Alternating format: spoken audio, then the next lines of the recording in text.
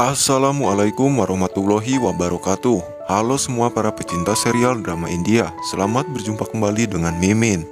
Kali ini Mimin akan coba membahas alur cerita sinopsis Gopi.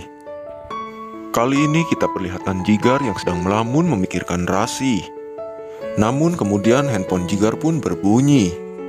Kemudian Jigar pun mengangkat telepon itu.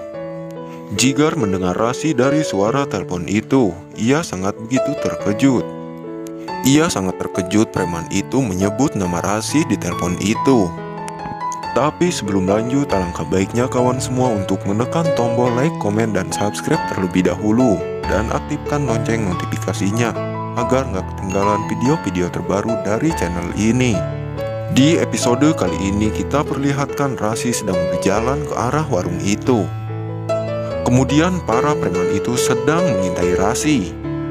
Lalu para penjahat itu sedang menunggu instruksi dari atasannya dan mengatur siasat untuk mengusir Rasi. Purmila sedang menunggu Rasi. Ia pun sangat begitu gelisah karena ia sendiri sudah menunggu Rasi sedari tadi. Di adegan pun terlihat Rasi yang sedang berjalan. Lalu para penjahat itu sedang mengintai Rasi dan mengatakan kepada rekannya, "Lihatlah, orang itu sedang berjalan menuju warung yang ada di tempat itu." Kemudian para penjahat itu mengatur siasat untuk menculik Rasi. Di saat Rasi sedang akan berbelanja, lalu para preman itu langsung pergi menghampiri Rasi. Alangkah terkejutnya Rasi di saat ia akan berbelanja. Para penjahat itu pun langsung menyeret Rasi. Saking terkejutnya Rasi, ia pun berteriak dan meminta tolong kepada orang-orang yang ada di situ. Akan tetapi tidak ada satu orang pun yang ingin menolong Rasi. Kemudian Rasi pun terus diseret ke dalam mobil. Lalu warga yang ada di situ pun ingin membantu Rasi. Kemudian para penjahat itu pun langsung menodongkan pistol ke arah warga yang ingin membantu Rasi. Kemudian para warga yang ada di situ pun tidak bisa berkutik. Rasi yang ditutup matanya, ia sangat ketakutan dan ia sampai menangis. Sesampai penjahat itu membawa Rasi ke gedung yang kosong dan tidak berpenghuni. Lalu para penjahat itu pun langsung menyeret Rasi keluar dari mobil. Dan mereka semua memaksanya untuk mengikuti mereka. Lalu akhirnya Rasi langsung dibawa ke dalam gedung kosong. Rasi begitu sangat terkejut ketika penutup matanya dibuka dan mengatakan kepada semua orang yang ada di situ, "Di mana aku? Tolong lepaskan aku." Gedebong kumis mengatakan kepada Rasi, "Kau tenang aja di sini, aku tidak akan melukaimu. Aku hanya ingin uang tebusan dari keluargamu, jadi kau tenang saja, aku tidak akan melukaimu." Di saat Rasi terus memohon kepada dirinya, si penjahat itu pun langsung mengeluarkan telepon yang ada di sakunya. Si gerbong kumis meminta nomor keluarga yang di rumah. Rasi yang sangat begitu ketakutan, ia pun langsung memberi nomor telepon suaminya. Si gerbong kumis pun itu langsung menelpon. Lalu suara telepon Jigar pun berbunyi. Ia langsung mengangkat telepon itu. Akan tetapi Jigar sangat begitu terkejut dengan orang yang menelpon dirinya. Si gedebong kumis pun langsung meminta uang tebusan kepada suami Rasi. Saking anehnya penjahat itu, ia sampai mengatakan kepada dirinya, "Aku tidak peduli dengan ancamanmu saat ini." Lalu kemudian telepon itu pun langsung ditutup oleh Jigar. Gedebong Chow mengatakan kepada Purmila, "Suamimu itu tidak memperdulikanmu." Rasi yang mendengarkannya, ia sangat begitu kecewa dan sedih. Sekali lagi si Baplang meminta nomor keluarganya. Kemudian Rasi memberi nomor telepon ibundanya. Di saat handphonenya berbunyi, Purmila langsung mengangkat telepon itu. Gedebong Pisang mengatakan kepada Purmila bahwa anakmu sedang disekap olehku saat ini. Purmila yang mendengar itu semua langsung syok dan kaget mendengar anaknya Rasi sedang disekap dan meminta uang tebusan yang sangat begitu banyak.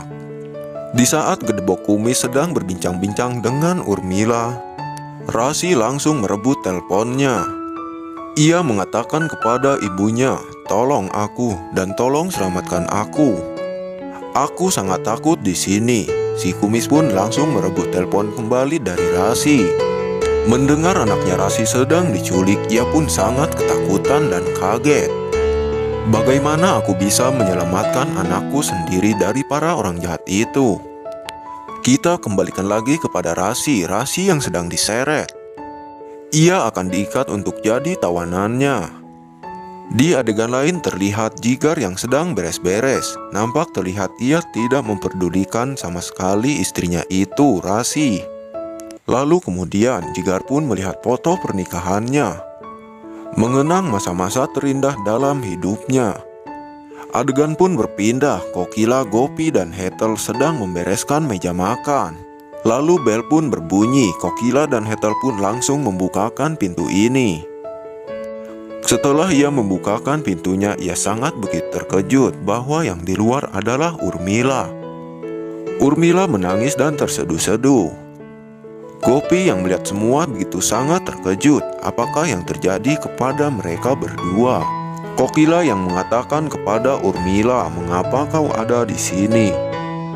Urmila yang sedang menangis, ia pun meminta tolong dan memohon kepada Kokila agar membantu dirinya melepaskan Rasi yang sedang diculik. Semua orang yang ada di rumah ini pun mendengar tangisan Urmila. Mereka semua keluar dari kamarnya masing-masing. Urmila yang tidak ditanggapi oleh Kokila, ia pun langsung berlari kepada Jigar agar membantu dirinya untuk melepaskan Rasi dari cengkraman orang-orang jahat. Akan tetapi lain halnya dengan Jigar, ia begitu sangat sakit hati kepada istrinya sendiri. Ia santuy-santuy saja mendengar istrinya itu sedang diculik. Lalu Urmila membalikan badannya. Ia melihat Kokila yang sedang marah. Kokila berkata kepada Urmila, "Ini adalah semua hanya tipu dayamu saja, supaya keluarga ini mengeluarkan banyak uang untuk kebutuhan kehidupanmu." Urmila yang mendengarkan perkataan Kokila seperti itu, ia pun langsung sujud-sujud di hadapannya agar sekiranya ia mau membantu anaknya Rasi untuk bebas dari cengkraman orang-orang itu. Gopi yang melihat Urmila sujud-sujud di hadapannya kepada Kokila sambil ia menangis. Tidak sampai di situ, Urmila pun menghampiri Dapal dan meminta tolong kepada dirinya. Akan tetapi Dakwal tidak bisa mempercayai omongan ibundanya sendiri karena ia tahu watak dan kebusukan ibundanya Urmila. Nah kawan semua, bagaimana menurut pendapat kalian? Bukankah semakin seru dan semakin menarik saja, bukan? Saksikan terus serial India Gopi yang tayang setiap hari hanya di Antv. Bila ada kata dan ucapan yang kurang tepat dari Mimin mohon maaf. Wassalamualaikum warahmatullahi wabarakatuh.